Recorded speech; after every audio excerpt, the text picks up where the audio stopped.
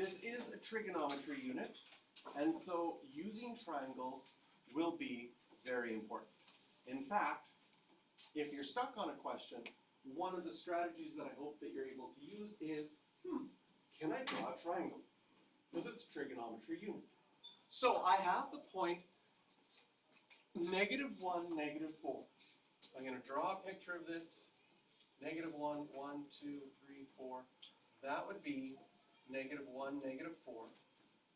And it's on the terminal arm of an angle in standard position. So here's my angle in standard position going to -1, -4. The strategy of drawing a triangle will always draw our triangle back to the nearest x-axis. So when I draw this here, I can label my reference angle right there. Here's my actual angle is in blue. That's my angle in standard position. But when I draw a triangle back to my nearest x-axis, that will create a reference angle. And drawing it back to your nearest x-axis will also always make a right angle triangle. Do we know sides of this right angle triangle? Yes. I know that this length is 1 and this length is 4. And if you're watching videos on YouTube, sometimes you'll see people write it as -1 and -4 because they're going to the left and going down.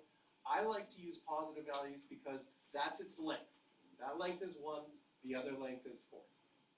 Okay? And once you do that, I'm going to tell you this year, you are going to get so good at doing a squared plus b squared equals c squared in your head. How long is the hypotenuse? Square root of what? See if you can do it in your head. A squared plus b squared equals c squared. Okay? Did you get 17? 4 squared is 16. 1 squared is 1. 16 plus 1 is 17. So we get the square root of 17. And now that we've drawn our triangle, it's going to be easy for us to figure out the following. What is sine of theta? Well, sine of theta is the opposite over the hypotenuse. And I use my reference angle. The opposite side of my reference angle is 4. My hypotenuse is the square root of 17. And according to my cast rule, since I'm in quadrant 3, it needs to be negative. Cos of theta.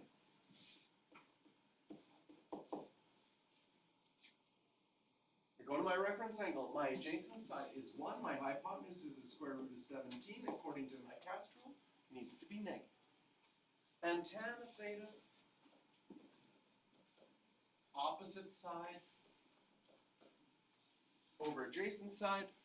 And because it's in quadrant 3, tan has to be positive.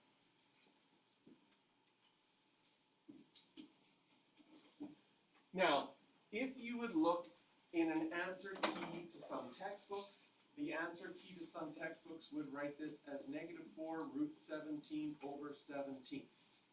What have they done? Do you remember in grade 11 that you had to rationalize the denominator? You would have to multiply, to get rid of the square root on the bottom, you would have to multiply top and bottom by the square root of 17. On multiple choice questions and in a lot of answer keys, answers have been rationalized because that's simplest form. I will tell you for grade 12, they made a rule in grade 12. They say, we assume you know how to do that, but for grade 12, if you want to leave answers with square roots on the bottom, we're going to say that's okay. We're going to assume you know the mathematics to change it if you have to. On multiple choice questions, usually the denominators have been rationalized, so you still can't forget that knowledge. But if you were writing your answers for this one, I would leave them as they are in blue, just like cos, just -1 over root 17. Don't simplify. You don't have to simplify radicals on the bottom in grade 12. You also don't have to simplify fractions. So if you got your answer as 2/4, you could leave it without changing it to 1/2. In grade 9, you would have lost a half a mark for not changing it to simplest form. In grade 12, they say, we assume you know how to do that. We're not going to waste your time. Just write your answer however you like. It's going to be fine. And one of the reasons that's nice is because when I go to figure out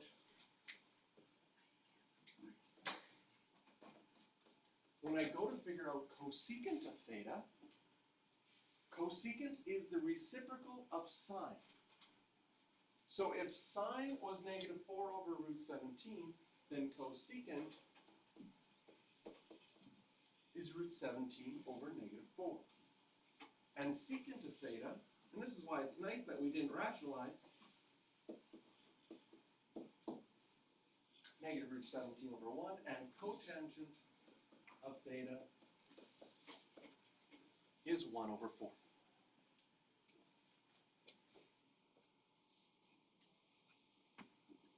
So by drawing a triangle and doing a squared plus b squared equals c squared, we can figure out sine, cos, tan, secant, cosecant, and cotangent.